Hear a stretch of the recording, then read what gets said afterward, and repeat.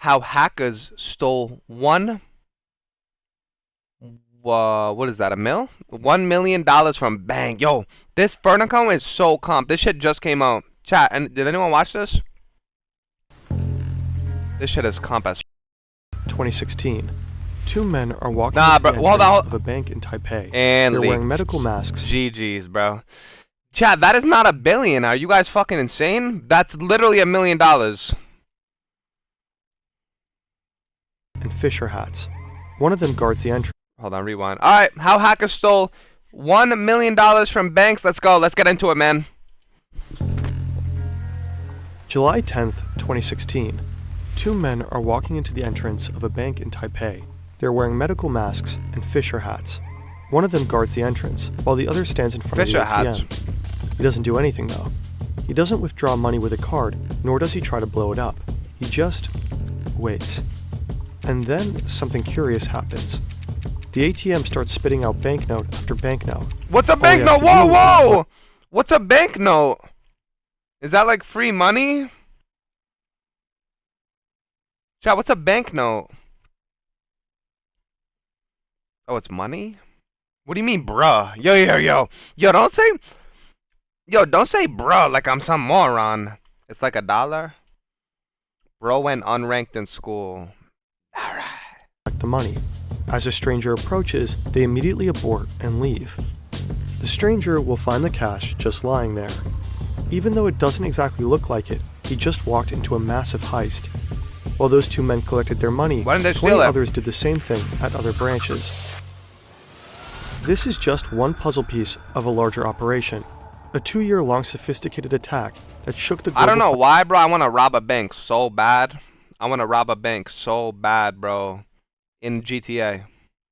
Like that, bro. Imagine the adrenaline in like a GTA heist. To its core. More than 100 banks in over 30 countries with stolen funds amounting to roughly $1 billion US. I think I could do it. I think I could do it. Bank heists in history, orchestrated by hackers. The Carbonac Group.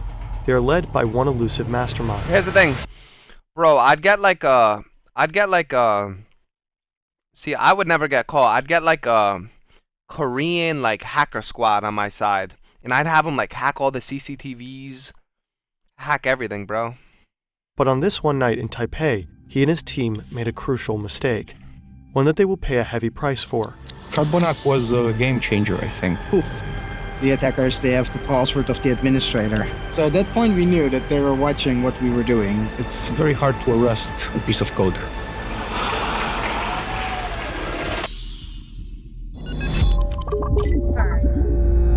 This video was created in cooperation with the cybersecurity company Kaspersky Labs on the basis of their documentary series, Tomorrow Unlocked. Also, check out this great podcast episode by Darknet Diaries on the story, link in the description. Let's get into the video, see chat. The actual events of this hack are known, but the names of the attacked banks and involved employees were never disclosed. So to tell this story, we created Maxim. That's him. It's the 8th of April, a regular Tuesday. He works in a Ukrainian bank. He's a well-respected employee, but he has a bad habit of not installing his Windows updates. As he sips his coffee and thinks about the receptionist he has a crush on, an email from his colleague pops in. It's from Sergey, his co-worker. The mail has a Word document attached. It translates into Compliance with Federal Law 115, dated 21/7/2014. Sounds important enough. Maxim clicks on it. He reads it, closes it, and continues his very ordinary workday. A few months later, Maxim is sitting in a meeting. His boss seems distraught. Some of his bank's ATMs why do they have no faces, bro? Like, started spitting out banknotes at seemingly random times of day. It seems like whoever was lucky enough to show up at the right time could just grab the money. The bank might be the victim of a cyber attack. The employees should act cautious and avoid suspicious emails. Emails, meetings, stress, colossal hacks. For many, it's the same story every day. What if you want to throw in the towel and build something of your own? Odoo is an all-in-one platform that gives you everything you need to manage your business. Did he just throw in a fucking ad mid-video? Hold on, chat. Did he just throw in a fucking ad mid-video like that? Nah, that was kind of smooth, though. I'll give you that, bro. Hey, Fern, that was smooth. That was a good transition. You don't need any tech skills. Honestly, you can be a complete beginner. Udo? With What's Udo, Udo? you can create a sleek website and launch your dream project in no time. Fuck It's just Udo! 4 simple steps. What kind of website do you want? Define the field of activity and the objective. Choose a color palette or insert your logo. What pages or features do you want? Pick your favorite theme from the wide range available. Udo's AI does the rest. Then you can easily customize with unlimited 15. You know that's something. Alright, back to The bank back to the hired video. Kaspersky to investigate their problem. Suddenly all your ATMs are empty. You know that something has happened. This is Jort van der Wait, so chat, you're telling me multiple people went to a bank and it did something to the ATM and then the ATM started spitting out money? I'm not gonna lie, bro. If I'm at the bank and start spitting out money, bro, I'm grabbing all that shit. I'm putting it in my shirt. I'm hitting the dash, bro. I'm hitting the straight dash. He was part of the team on the case. He checks the hard disks of the affected ATMs for malware and finds nothing. Not one suspicious activity, not a single trail to follow. A few months later, Van der Wiel gets a call in the middle of the night. It's 3 a.m. It's an account manager working for a large Russian bank. He says Van der Wiel and his team need to call his IT guy ASAP. A couple of minutes later, one of Van der Wiel's Kaspersky co-workers shows up at a bank in Russia. The IT guy on the site is panicking. Someone has gained control over their domain controller. That's the heart of their server They network. got hacked. If you control the domain controller in a Windows environment, you basically control everything. Like the And Lizard without Squad. a good reason, it's sending data to China. The Kaspersky specialist starts to look for malware right away. Eventually, he finds a software that lets you watch and control a computer remotely. Could it be that the intruder is watching? This is why they wanted to ban TikTok, chat. Bro, I'm not even kidding. When you're on your phone, like I'm on my phone right now, there's like a Chinese spy looking at me right now. Yo, what's good, brody? What's good? What's good? Like I'm talking to him right now. Like even when you're beating your shit, like when you're beating your shit, they look through this camera. So you gotta be careful. You gotta be careful with it, bro. You gotta point your shit down. Cause if you point it up, bro, they got you. Hey, they got you on 4K. Your shit's going on a Chinese website. You want a fucking Chinese website on the dark web. So just be careful, chat. Them right now. He has an idea. He opens a Word document and writes the Russian word for hello. They wait for a few minutes. Nothing happens. Then, suddenly, the cursor moves, and letters appear. The hacker answered. He adds, in Russian, "You will not catch us." To which the Kaspersky employee replies, Nah. "We will catch you." No, you will not catch us. Yo, imagine like your computer gets hacked and the guy says you will not catch us. Nah, I'm just smashing my computer Okay. on the spot. You could It's have on. it, G. You could have it, G. It will take some time, but eventually the Kaspersky team finds the malware. It is similar to the Garburb Trojan. One configuration file of the malware is called Ananak, so the team decides to call it Carbonac. And then that. This incident at the Russian bank gave Van der Wiel and his colleagues hints about what is going on, and they link it all back to those hacked ATMs in Ukraine. Now they can reconstruct how the Carbonac hackers operate. So let's wind back. This is one of the Carbonac hackers. Again, it's the 8th of April, 2014. He already got into Sergey's email 2014? account, but he wants access to Maxim's computer. So he sends out this email with that attachment. The Word file exploits vulnerabilities in Microsoft Word to download malware that contains a backdoor. The hacker now has remote access to Maxim's computer. Next step, gain access to the whole network, and he knows exactly how to do it. The hacker installs a specific software on Maxim's computer, which slows it down, which in turn frustrates Maxim, so he calls IT to come by and check. By the time the IT guy comes over, the hacker has installed What's that a weak keylogger. ass pose? This way he will be able to see everything one types into Maxim's keyboard. The IT guy starts to investigate. To do so, he needs to type in his admin password, and bingo. The hacker got the admin's password. How? Controller.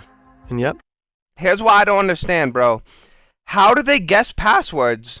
Like, bro, my password is some crazy shit. My shit is, bro, I mean, I could give a hint, bro. My shit's has rainbow unicorn in it with a bunch of numbers. I'm not gonna say the numbers, though.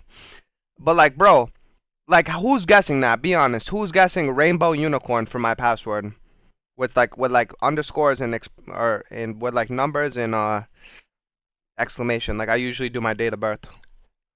But like, bro, who's even guessing that? it's the same. Now he can go look for the computer in the network that controls the money transfers and the ATMs. But he doesn't attack right away.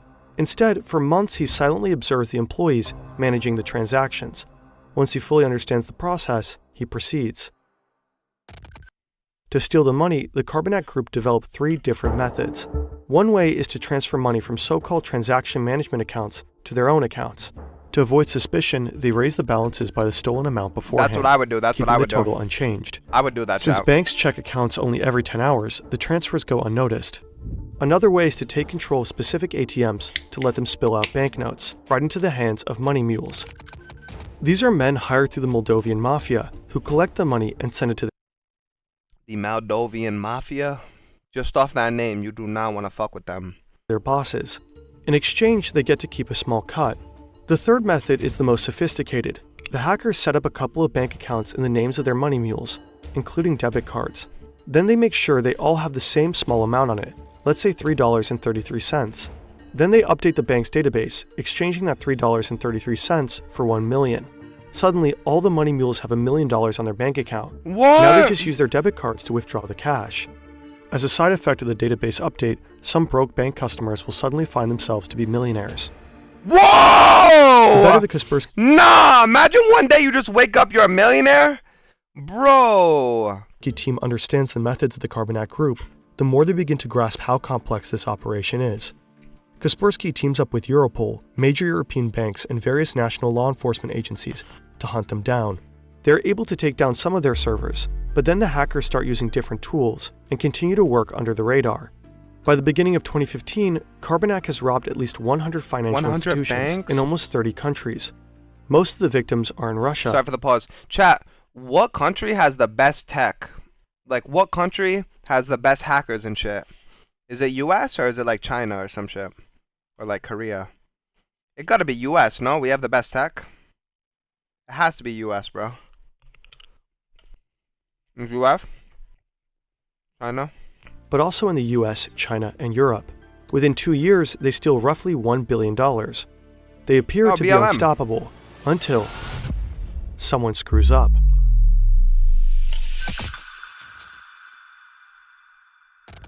The first bank reported that over 70 million NT dollars was withdrawn illegally. The withdrawals were made in both Taipei and Taichung across 34 ATMs and 20 branches. In July 2016, Carbonac attacks the so-called first bank in Taipei, but the Taiwanese police are quick on their feet. Very quick. 我们从被盗领的 ATM 的影像先去调。 At least English 500 dog?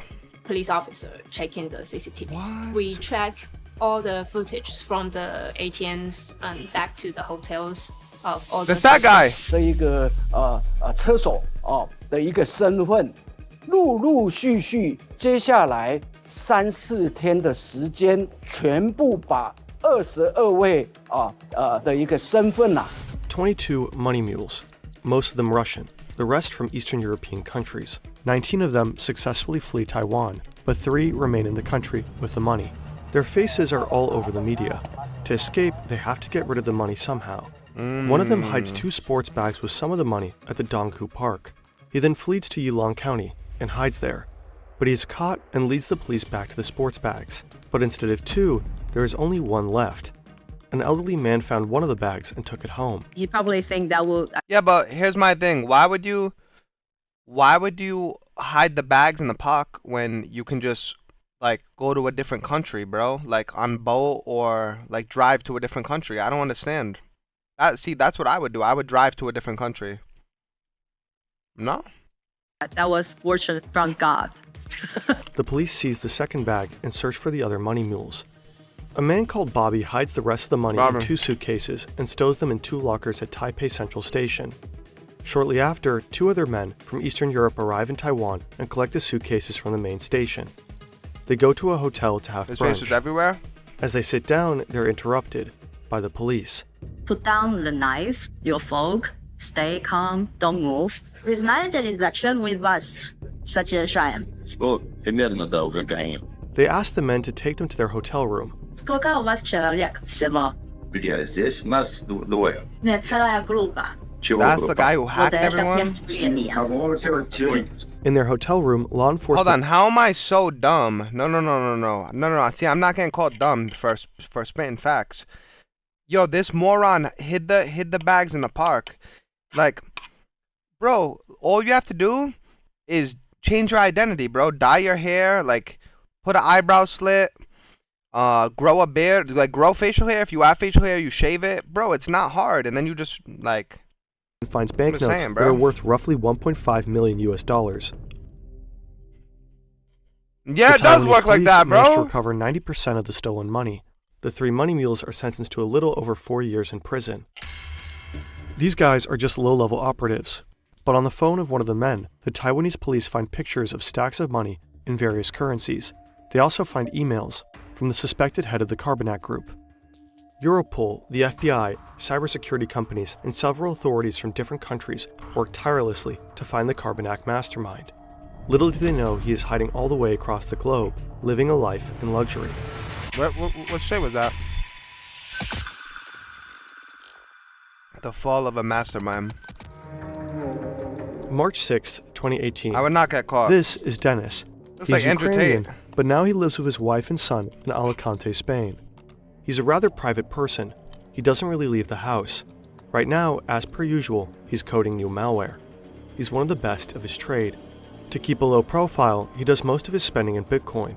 At the time, he's worth 15,000 Bitcoins. Damn, in how much is 2018, that was worth roughly $162 million. Today, it would be more than $1 billion. What? But there are some things that Bitcoin can't buy. Not a lot of car or house sellers like to be paid in digital currencies. True. So he needs to use real money to buy these, which leaves traces. This is what tipped off the police. They start to follow the money and eventually realize who he is. Nah. His laptop is still on. Nah, the forensic team immediately starts to collect evidence. The authorities will seize 2 BMWs and jewelry, valued at $500,000, and of course, his bitcoins. But the vast majority of the stolen $1 billion remains missing to this day. Dennis K may have been the mastermind behind the Carbonac operation, but he certainly didn't work alone. We think that it was quite a big team, at least between 10 and 30 people all together that was able to pull this scheme off. You can find the same piece of code being used by different groups, and it's very hard as a security researcher to know the difference which group is using what code, because the code is very similar. It's very hard to arrest a piece of code. In late 2018, 3 Ukrainians were arrested who were allegedly involved as well. Yeah, but chap, how did they know it's him though? That's my thing. If I'm him and I get caught, I'm gonna be like, I ain't do it. Simple as that. I'm not gonna fess up to it. I'm gonna just lie. The Carbonac malware still exists today. The hackers who use it go by many names: Fin7, Joker's Dash, Carbon, and Cobalt Spider. Experts suspect that those Russian cybercriminals are given free rein by the Russian government in order to cause chaos in the Western world. Maxim's bank lost millions. As we know now, this could have easily been avoided. The Carbonac Group exploited a vulnerability even with evidence shot, you can still say no. One that had already been fixed 3 years prior. They didn't have his face. Maxim was too distracted to install those Windows updates. So make sure to keep your systems up to date. It could save your employer a couple million. Wow, bro. Hey, there's levels to this shit. Like I said, there are multiple levels to this shit. Like me, I'm not getting caught. I'm dead ass not getting caught. But like these Russians, see, here's the thing with these Russians, chat. They get cocky as fuck. These guys get cocky. Hold on. Like the guy said, there was 2 BMWs in his garage. See me, I'm driving like a Toyota. I'm driving a Toyota with the back bumper hanging off. That guy was like flexing his bread. You can't even hide when you stream snipe? Okay, see, that was different. That was different.